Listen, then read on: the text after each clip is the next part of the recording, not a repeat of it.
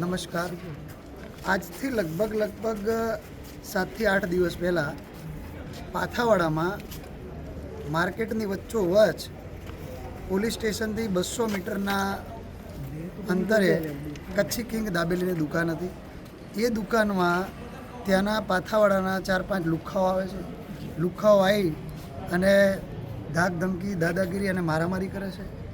હવે એ મારામારી પછી જ્યારે જેને મારવામાં આવ્યો છે એમના દ્વારા પોલીસ સ્ટેશને ફરિયાદ આપવા જવામાં આવે છે.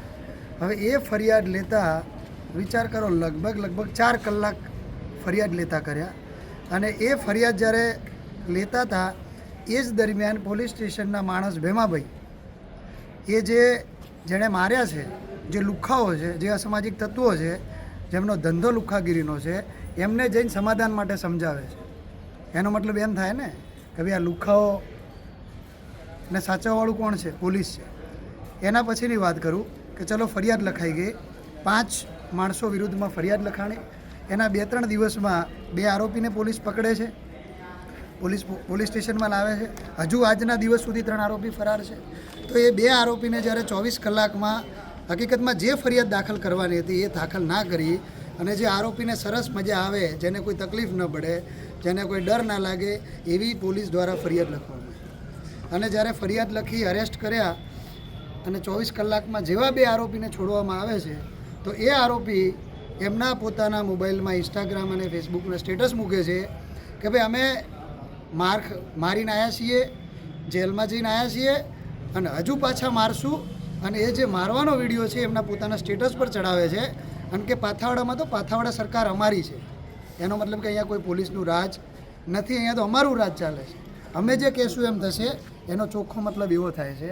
જ્યારે આ સ્ટેટસ તમે વિચાર કરો, આવા લુખ્ખા તત્વો, અસામાજિક તત્વો પોલીસ સ્ટેશનમાં આવીને જે એમને અરેસ્ટ કરે છે ગુનામાં, એના જ્યારે 24 કલાકમાં છોડવામાં આવે છે તો પોલીસનો કોઈ ડર નથી. સીધું કલાકની અંદર સ્ટેટસ મૂકે છે. એના પછી જ્યારે અમે પોલીસને રજૂઆત કરવા ગયા તો પોલીસ અમને સામેથી એવું કહે છે કે અમને એવું લાગે છે કે તમે ગુનેગાર છો.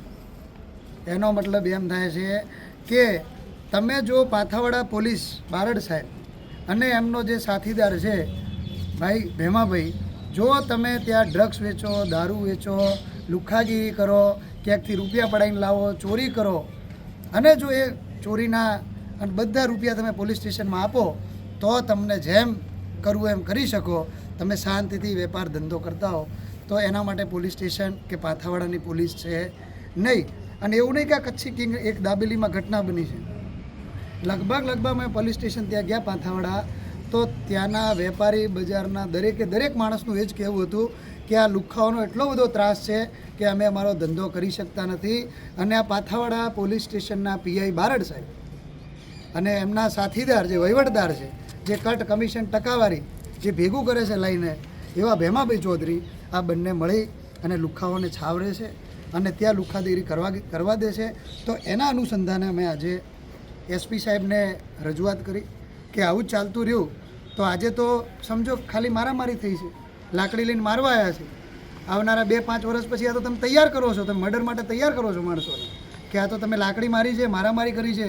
તમે જાઓ જઈને પોલીસ બહાર જાઓ, ઇન્સ્ટાગ્રામ પર, ફેસબુક પર સ્ટેટસ મૂકો અને 5 વર્ષ પછી તૈયાર થઈને આવજો અને મર્ડર કરીને આવજો, પછી અમે આગળનું એક્શન લઈશું. શું માંગ છે તમારી? અમારી માંગ એ છે કે બીજા જે 3 આરોપી છે એ 3 આરોપીને એરેસ્ટ કરવામાં આવે. જે આ બધી ખોટી સોશિયલ મીડિયામાં પોસ્ટ કરી છે એમને પાછા એરેસ્ટ કરવામાં આવે.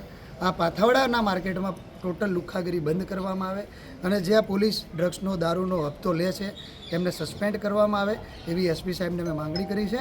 અને એસપી સાહેબે આશ્વાસન પણ આપ્યું છે કે અમે આ ટૂંક સમયમાં, મતલબ જલ્દી આનું અમે એક્શન લઈશું. અને મારું ખાલી એક જ કહેવાનું છે કે આમાં હપ્તા પોલીસ લે છે, પાથાવાડાના પીઆઈ લે છે, એમાં બદમાં એસપી અને ગૃહમંત્રી થાય છે. તો આવું ક્યાંય બનાસકાંઠામાં ન થાય એવી વિનંતી સાથે એસપી સાહેબને અમે રજૂઆત કરી. શું નામ આપનું? મારું નામ ડૉક્ટર રમેશભાઈ પટેલ, હું ડીસાનો છું. રમેશભાઈ વિધાઉટ ઓલ દીધે પેલા